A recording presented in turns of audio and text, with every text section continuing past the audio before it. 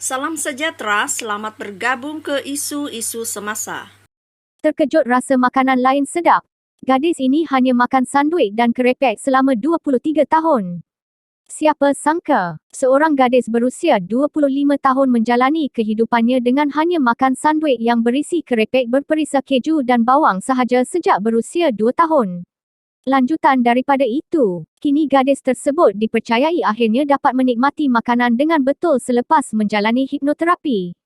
Zoe Sandley yang berasal dari United Kingdom itu mengatakan dia akan memakan 2 paket kerepek kegemarannya hampir setiap hari selama 23 tahun. Menurut laporan Wales Online, Zoe mengatakan makanan lain akan menyebabkannya berasa sakit secara fizikal. Oleh itu, dia akan mengunyah kerepek Walkers bersama roti putih disalut mentega sejak kecil. Ibu bapanya juga pernah memperkenalkannya dengan makanan yang lain. Namun sebaliknya, Zoe akan memalingkan muka dan enggan memasukkan apa-apa makanan lain ke dalam mulutnya. Nampaknya satu-satunya perkara yang ibu boleh buatkan saya makan adalah kerepek yang pernah saya kemam sehingga lembut.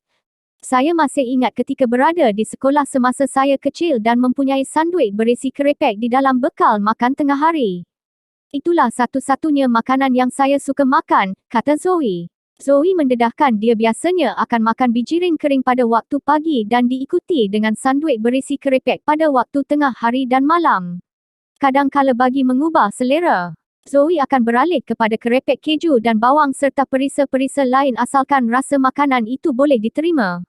Pada waktu Krismas pula, Zoe menghadapi masa yang sukar kerana dia tidak gemar dengan makanan yang dihidang.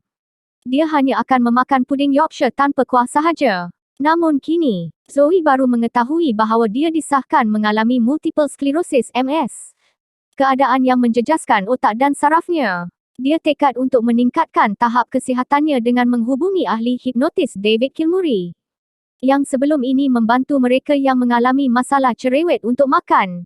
Setelah menjalani 2 sesi hipnoterapi selama 2 bulan, kini Zoe dapat menikmati buat kali pertamanya buah-buahan dan sayur-sayuran beserta makanan lain. Saya tidak percaya betapa sedapnya strawberry dan saya juga mencuba sotong cili Wagamama yang sangat pedas. David Kilmurray menjelaskan dalam media sosialnya bahawa Zoe telah didiagnosis dengan Avoidant Restrictive Food Intake Disorder (ARFID) atau dikenali sebagai neophobia, fobia terhadap makanan yang menghadkan penghidap kepada segelintir jenama yang dimasak dan dimakan sama setiap hari. Beliau berkata bahawa penghidap ARFID mampu bertahan dengan makanan tersebut tanpa mencuba makanan yang baru.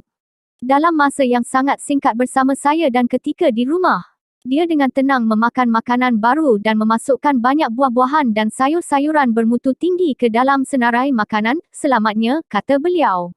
Selanjutnya, pakar hipnotis memaklumkan bahawa Zoe telah mencuba kubis, beri biru, kacang dan cranberry, serta teruja untuk mencuba beberapa makanan lain.